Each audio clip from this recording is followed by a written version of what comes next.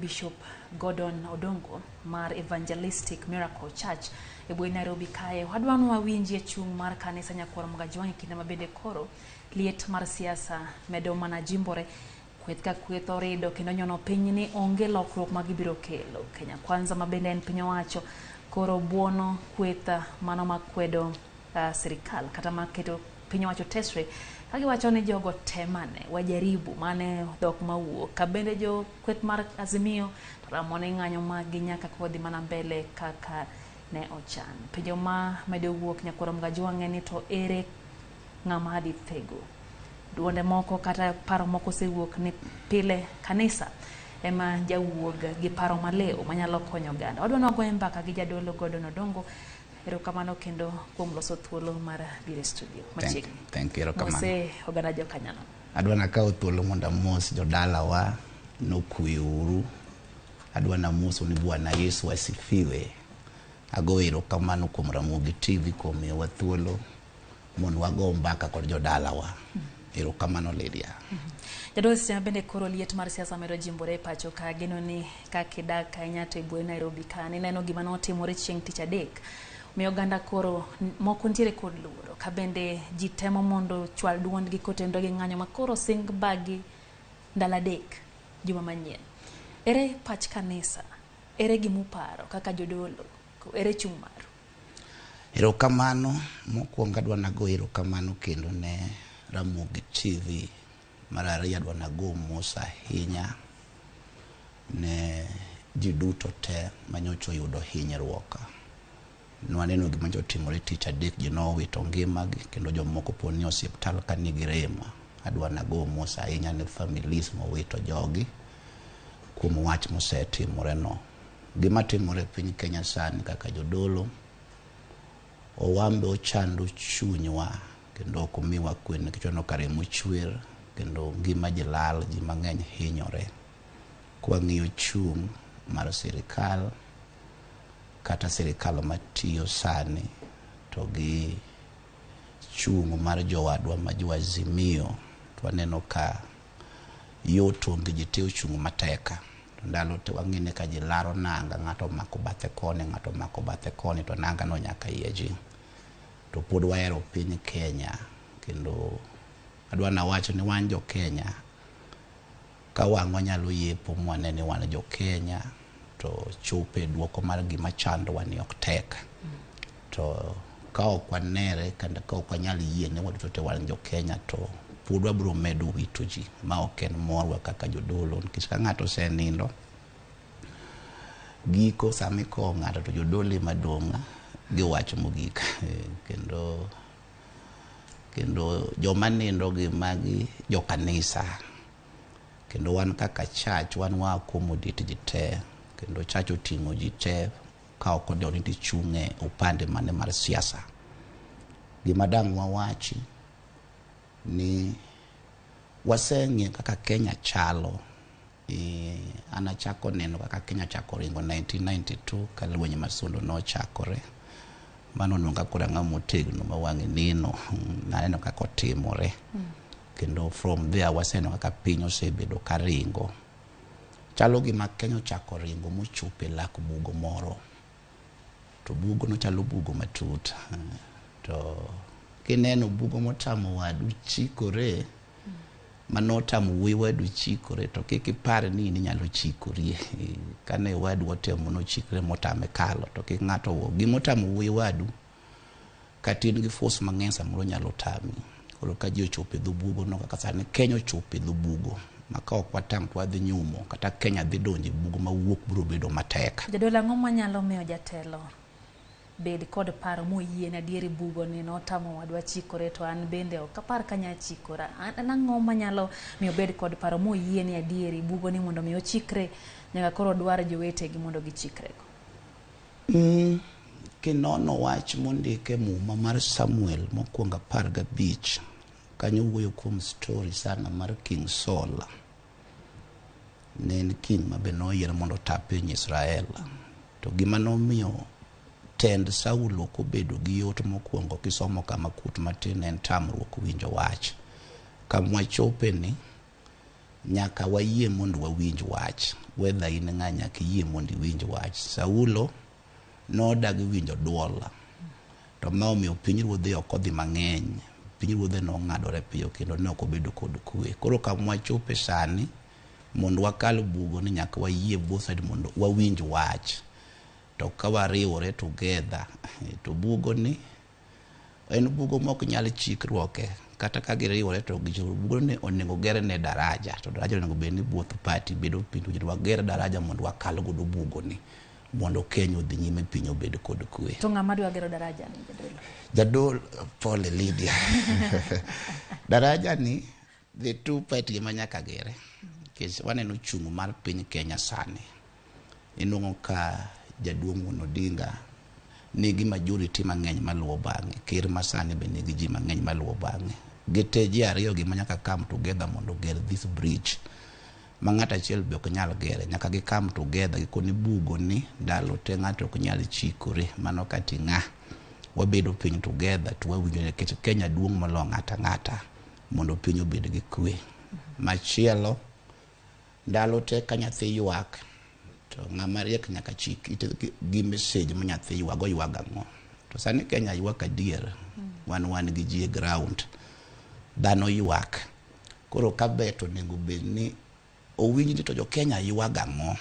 E gina wacho ni gima nomiyo Ruoth Saulo loch ni ok obedo maber kendo nong'ade, nodagi winjo ywak kata nodagi winjo duol mane wuoyo. Koro sani to piny ywak. Koro gima duong' ni nyaka wawinj wach, winjo to piny ywaga ng'o to watim ang'o mondo wakal kik wanyum piny Kenya e bugo manie nyim piny Kenya sani. Kamano. Bishop, e kinde mokalo waseneno kan tiere jintiere ga gi dwaro mondo me giwinje duond jodolo e kidienje mopogore opogore. Seche giyudo ka nitie jodolo moko ma samoro dhi gwedho gima jopiny ywago, to jodolo moko be samoro chung' kendo kwero gik ma samoro jopiny ywago.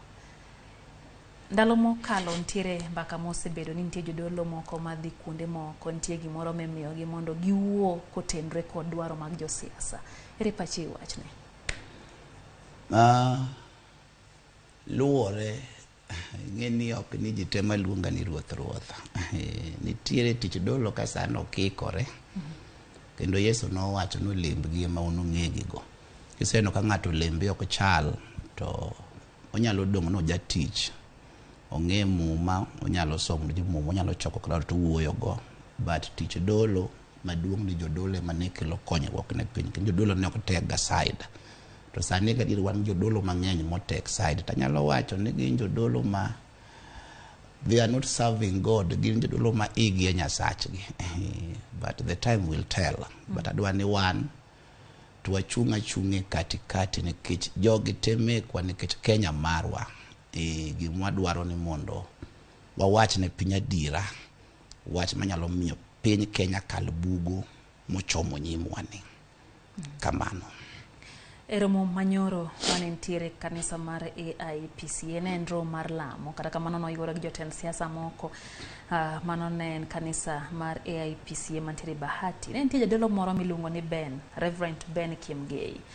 Nochungo e nyim jotelo mosiemo wang'e kendo nomako dho ji kendo oganda mang'eny nohum, kendo giwuoro kaka jadolo nochung' monyiso jotelo gima jopiny wacho kendo ywak mar jopiny. Ang'o mathoro mono jodolo chung' adier gi josiasa? Na wacho ni jodolo mang'eny igi e Nyasachgi. Jadolo manwaneno ka ni wuocha chalo gima iye ok Nyasache. Oserve God adier.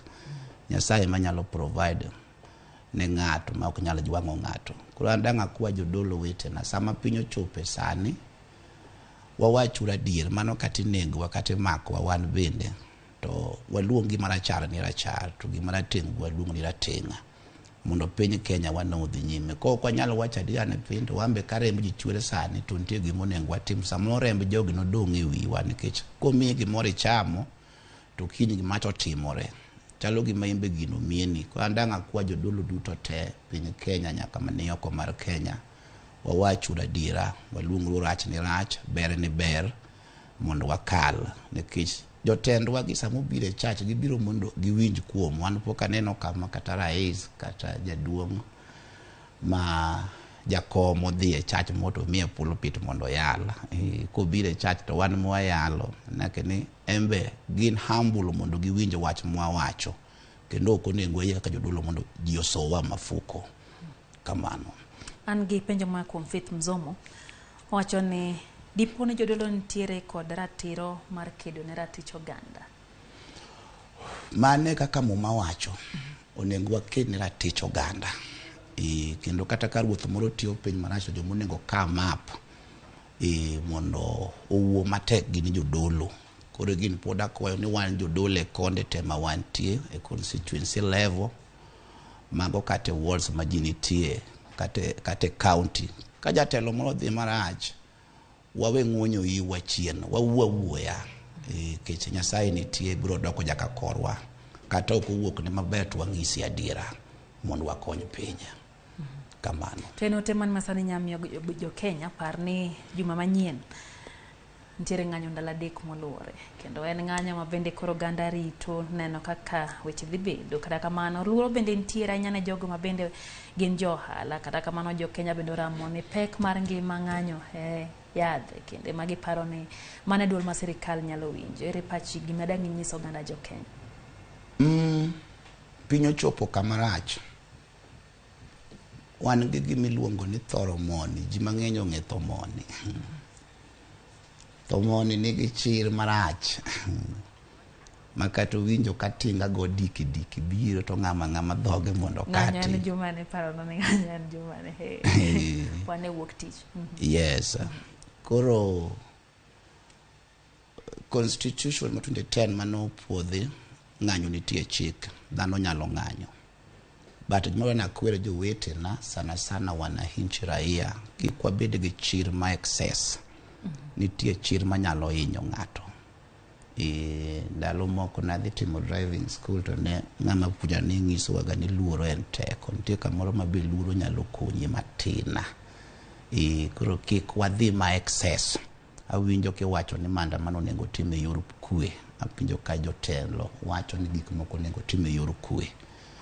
To kik wadhi gi chir ahinya makata kidhi tho ng'e ni chuor ng'ato ichi ng'ato kendo family gini sami muomori mitho ji biro dong' ka nigi rem mang'eny family toki.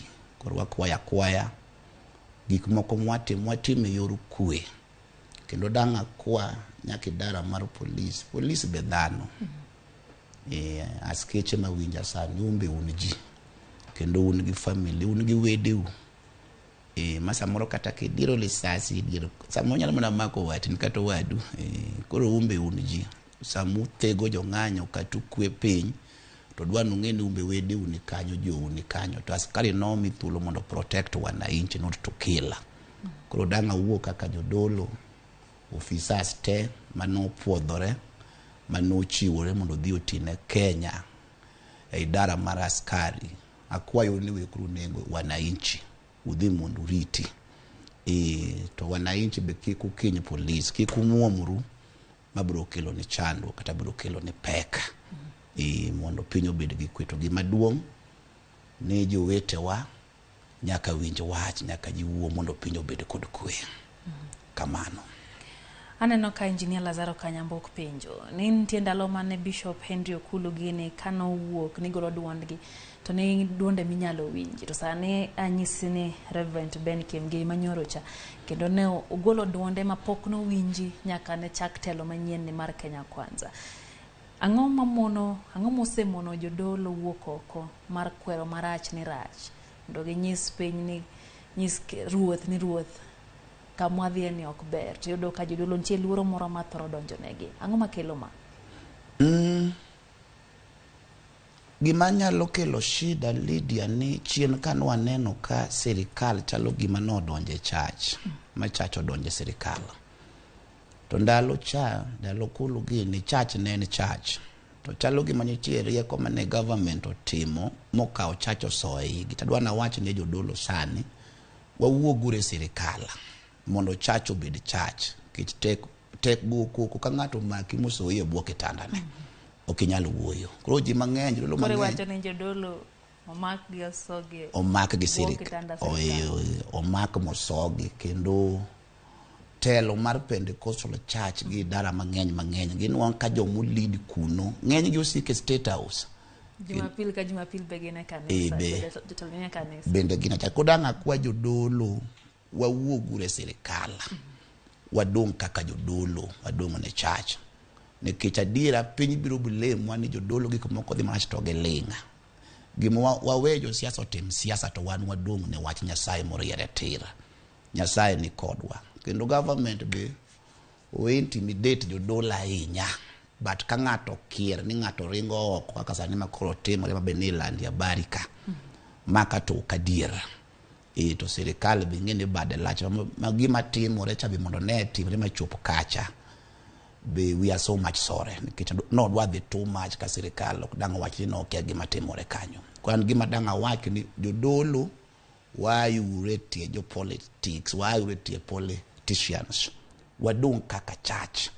To kadi bendi jodolo moro wacho wach moto sirikal watake. Jodolo come out to kwero weche maricho mondo piny Kenya odoge laini.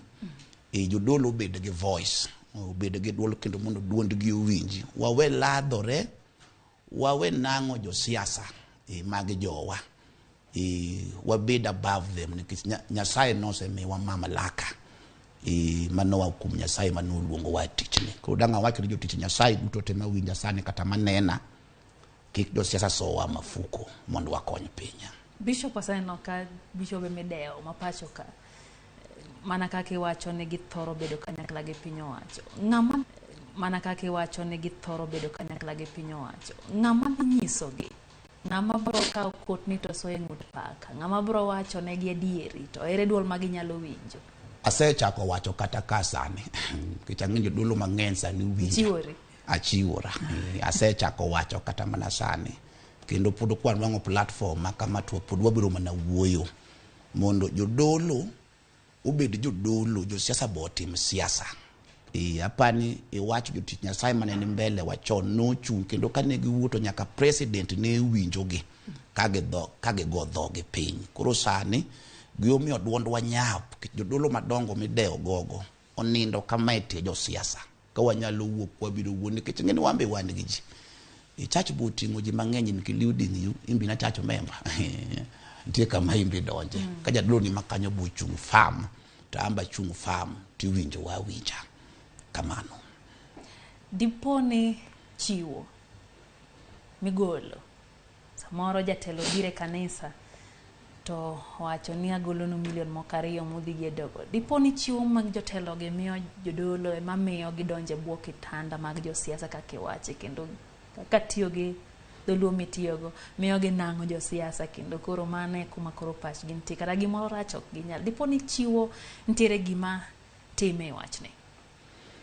Itie chiwo ne Nyasaye. Koka nitie chiwo mondo inwang' piny. Imanyo go ground.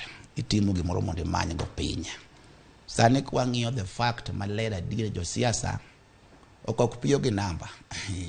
Kendo kopiyo kamoro to kopiya piya. Nitie gima oseneno kanyo. Koro jogi piyo gi namba. Koro nitie gima gibiro ome kanyo. Nitie gima gibiro ome church.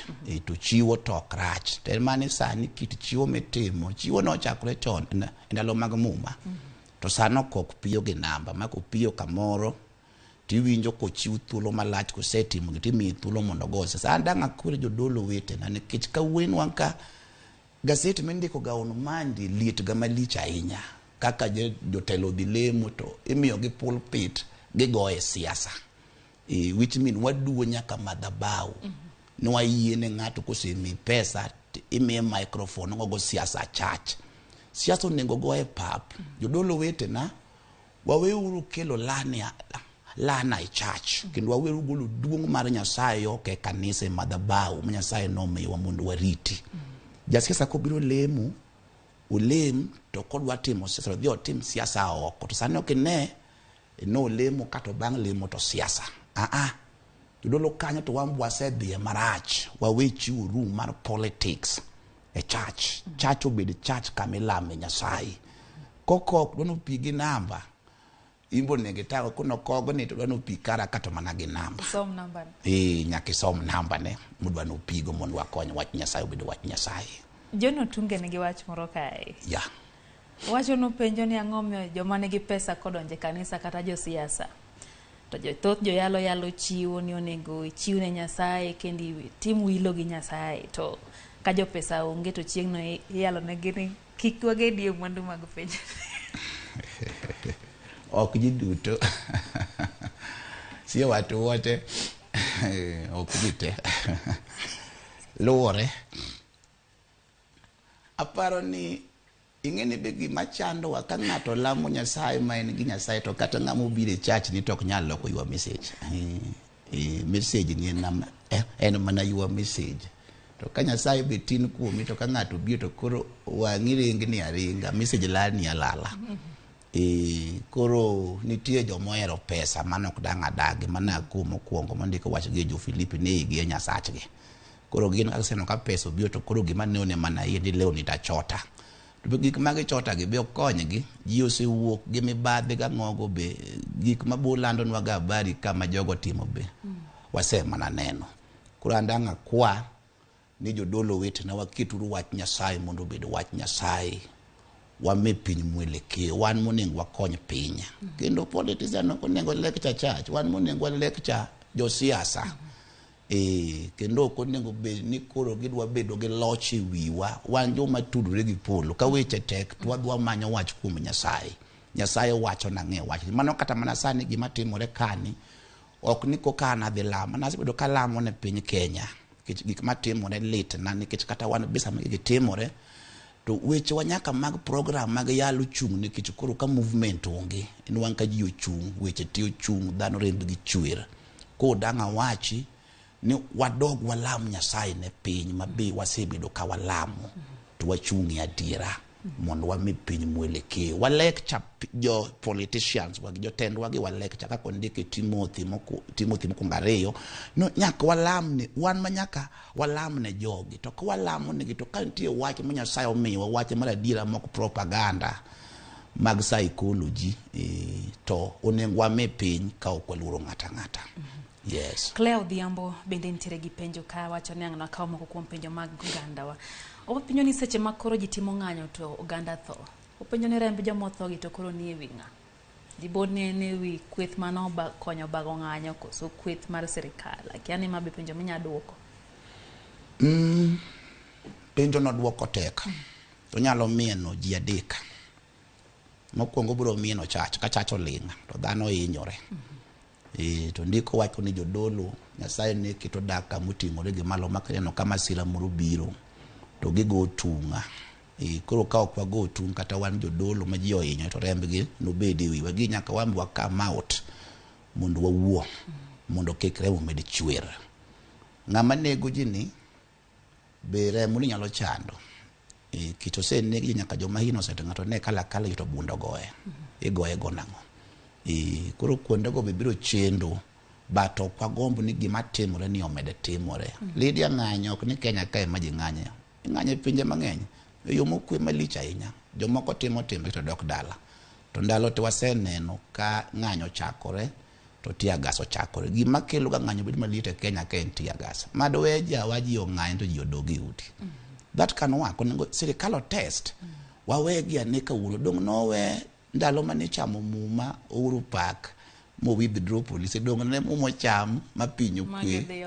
ma ji odhi ot dag gichak gitema ne mano kindane wawane jogi wang'ni kik police ne nikech ngine sani be kuro raia oselokre mok dwa neno ja uniform mar police gipand police e udi ging'iya ne ni to jogi ka police ok interact kodgi biro timore nade ka giketho gik moko to government okuniya nwa wew mondo ng'any e yo mokwe to no ketho mage wacho ni police chiwarita to kwane ki chiwarita neno ka safari chakore kama to chak bagi tia gas makata gima ng'ato sekoso ting'e ni onge mane giwe jogo ng'any ging'i giane to be gidwa ketho gik moko ka giketho to kuro ikune yawa nwa wew mondo ng'any to uketho gik moko e gini ng'anyo ni okwayo ng'ine mapok government otimo da kwa ka jowadwa yie mondo ng'any ging'anya nigi kwe mondo ne ka ng'anyo ni ben mar kwe kaka jotelo wacho ka polis okodonore kodgi. Adong gi dakika achiel gi nus. Jadolo wadu bende iluongo ni Pastor George Maya Road Jesus Fellowship Church wacho ni wantiere kinde mag bitter water miluongo ni Mara. Ang'eni jadolo ing'e wachno. Wacho ni duoko nitiere mana kuom yie adiera kendo lamo Nyasaye mondo mi olok pi obed mamit. Kata wacho no yie kodi ahinya Isaiah 5:20 wacho ni rach ne joma luongo mudho ni ler kendo ler ni mudho. Kuom dakika achiel mwadongo ni jadolo wuoye gi josiasa mane sirikal to gi mano maketo piny wacho tesre. Wache wach ni mogik. Wan gi dakika achiel twaloro. Mokwongo na kuto wach mondo kitabu mar Jo-Hibrania 12 kada 14 mandiko wacho ni wabed kod kwe kod puodhruok gi ji duto. Dang' akwa both party wanere kaka brothers. Government jomukedo go gi minego gi magi joma golo suru maran the government. Ka wanego gi joma biro golo suru mondo uran godo piny onge. Wanere kaka magi jowa warwakani na chuny mar brotherhood. Government matiyo sani telo, the symbol of leadership en riwo ganda. Jatelo maber onego riw ji. Kendo kowinjo ka ji ywak to onego chik ite ni to piny ywak ang'o. Dang' akwa jowadwa ma Jo-Azimio ka nitie ni dang' wach moro wuogi dang' dhano wuo to kik utamru. Ji owuo mondo piny odhi nyime. Ago erokamano kech owadwa jatich Nyasaye wadwa mokuoto wach mar pi mar Mara sama ne pi kech to nomany jodolo. Wambe waikore manywa uru. Wantie wabunge manu ng'eya Kenya ka in person, governors mung'eya. Manywa uru wan be ke samojo moko ni mbele okro wan e ground ka wan ng'amu samoro wan gi paro malew manyalo konyo pinye. Kik mondo din wiwa mondo kik watingre mondo newa wambe omany paro wan to ang'o monego tima mondo piny obed gi kwe. Dang' awacho ni jodolo be walam Nyasaye ne piny kech juma ma wantie ni wagombo mondo kwe obedi. Kik rem ng'ato chwer, kik dhako moro wit chwore, kik dhako moro wit nyathine mondo piny wani obed piny ma wahero. Ago erokamano ahinya Lydia. Mano Bishop Gordon Odongo Nyakwar Mgajwang' mar Evangelistic Miracle Church e Nairobi kae winjo gi witu nyikwara Mgajwang'. Kwe. Josiasa ponono neno chendo ni kwe ema kanisa dwaro. Kumano watieke mana gi kae chendo ni marameny pinyero kamano in mikete mana kae miro ote magi orom kendo kanyo sadeke chendo maro imure kamwadi kilnie weche manyen kanyakla gi George Bati. Uriti masani nyinga Lydia Okeo.